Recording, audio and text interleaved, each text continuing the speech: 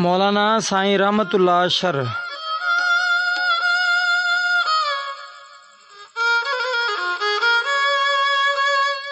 मौलाना साईं रहमतुल्लाह शर अंदाज़न 1860 ईस्वी जे उशरे में ॻोठ नंगर खान शर तालके फैज़गंज ज़िले खैरपुर मीरस में पैदा थिया। संदन जे वालिद साहब जो नालो बहादुर खान शर हुयो। पाण 5 भाइरनि मां 3 नंबर ते हुआ।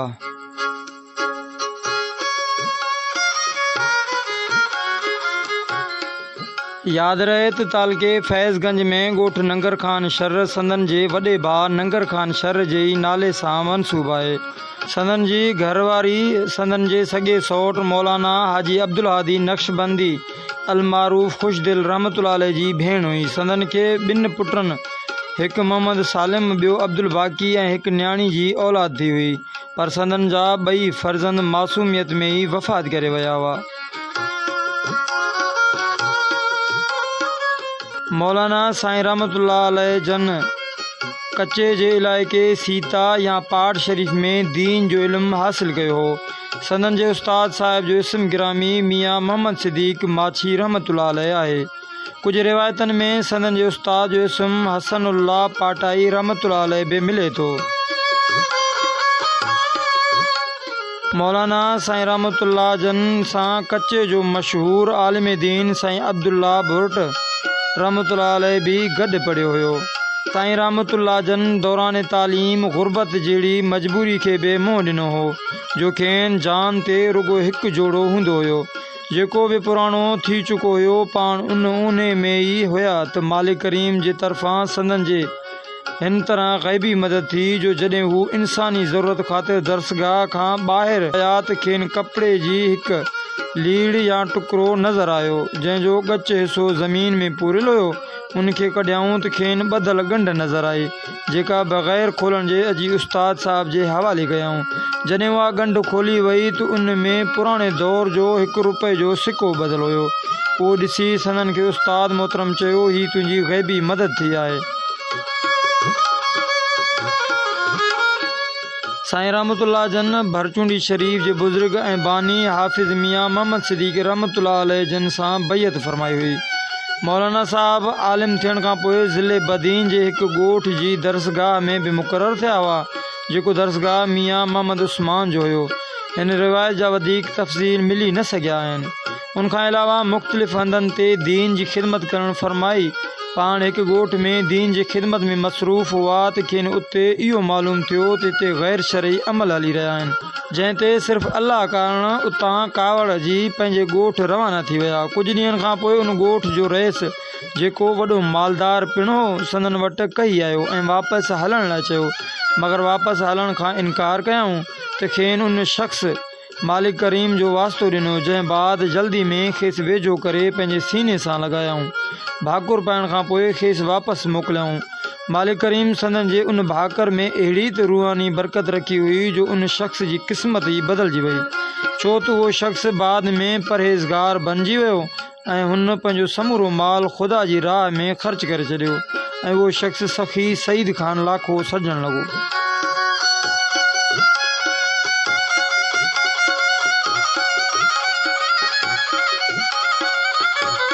संदन लाइ वॾो एज़ाज़ इहो बि आहे जो बुज़ुर्ग हस्ती सैयद हाजी हुसैन शाह जीलानी रहमतुल्लाह अलैह जन बि उस्ताद आहिनि। पीर सैयद हाजी हुसैन शाह जन फरमाईंदा हुया त असांजो उस्ताद साईं रहमतुल्लाह शर वक़्त जो गौस हुयो। संदन जो हिकु शागिर्द फ़क़ीर सदरदीन शर ही रिवायत कंदो हो त असांजे उस्ताद साईं रहमतुल्लाह जन वटि न रुगो इंसान पर जिन भी पढ़िया हुआ। उन हवाले सां ही रिवायत भी मौजूद आहे त संदन जे दरसगाह में आम तालिबनि सां गॾु 2 तालिब अहिड़ा बि हुआ, जंहिंजी हर रहणी ऐं माहौल ॿियनि समूरनि तालिबनि खां अलॻि हूंदो हुयो ऐं उन्हनि खे को बि तालिब कोन सुञाणंदो हो, पर उन्हनि जी आदत हूंदी हुई त उहे दरसगाह में ॿियनि ॿारनि सां ॿाराणियूं मज़ाक़ूं घणियूं कंदा हुआ। जेकॾहिं उन्हनि जे साईं जन खे शिकायत कबी हुई ऐं मौलाना साहब तन ॾांहुं कुझु गुस्से ऐं कावड़ मां ॾिसंदा हुआ त उहे 2 तमामु ज़ईफ़ हालत में थी वेंदा हुआ। उन्हनि ॿिन्ही जे वञण खां पोइ साईं रहमतुल्लाह जन फरमायो त उहे 2 इंसान न पर जिन हुआ। मौलाना साहब जन वटि मौलाना हाजी अब्दुल हादी नक्शबंदी मोहम्मद आरिफ ख़ान शर्र तोड़े केतिरा ई माण्हू दीन जे इल्म सां फैज़याब थिया हुआ। साईं रहमतुल्लाह जन हिकु किताब बि लिखियो हो जेको संदन जे वफ़ात खां पोइ 1965 ऐं 1970 वारे ज़माने ताईं महफ़ूज़ ॾिठो वियो हो, मगर बाद में उन किताब जी का ॼाण मिली न सघी।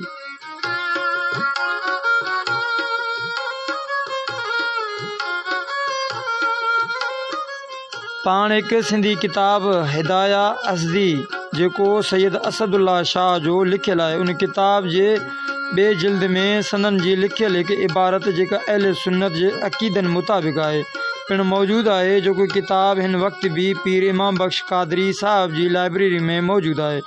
मौलाना साहब जन जे आलिम थियण खां पोइ पहिरियां संदन जे इलाइक़े में खबड़ जो हिकु वण हूंदो हुयो। जाहिल माण्हू उन खबड़ में ग़लति अक़ीदा रखंदा हुया, जन खे बि कटायो हुआऊं।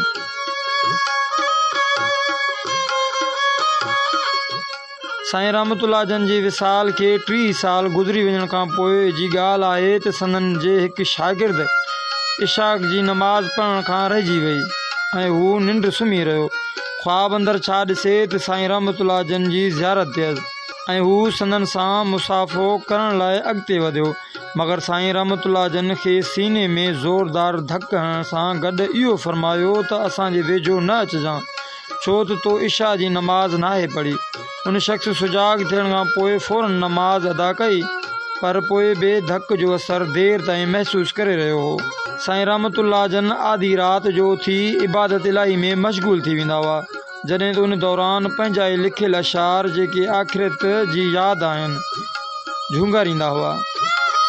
हज़ारे हलिया विया हितां हेखला, हुया हुब दुनिया जी मंझ मुब्तला, न को साण साथी न को संगती, समर खां सिवा आ वॾी ज़िल्लती।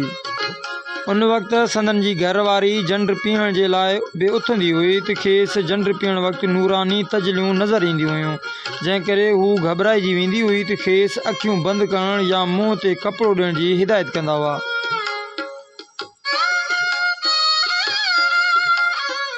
साईं रहमतुल्लाह जो घणो मामूल इहो हूंदो हो त हू भर वारी क़ब्रिस्तान जेको ॻोठ खंडो खान शर भरिसां हो ऐं आहे उन ॾांहुं ख़तम शरीफ़ पढ़ण लाइ घणो वेंदा हुआ।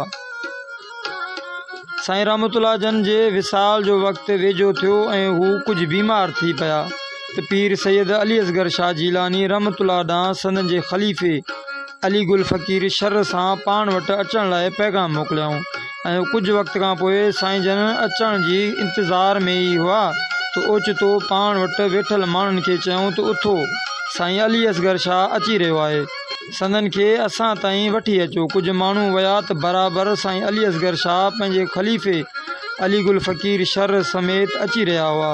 होॾां मौलाना साईं रहमतुल्लाह जन जो फ़ानी दुनिया में आख़िरी वक़्तु हुयो। साईं अली असगर शाह जन अचण सां संदन खे पंहिंजे भाकुर में विहारियो ऐं फरमायो त हिन वक़्तु मौलाना साहब जा सभु लतीफ़ा ज़िक्र करे रहिया आहिनि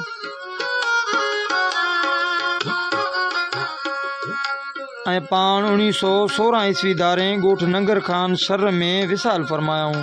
मथे ॼाणायल क़ब्रिस्तान में संदन जो आख़िरी आरामगाह आहे।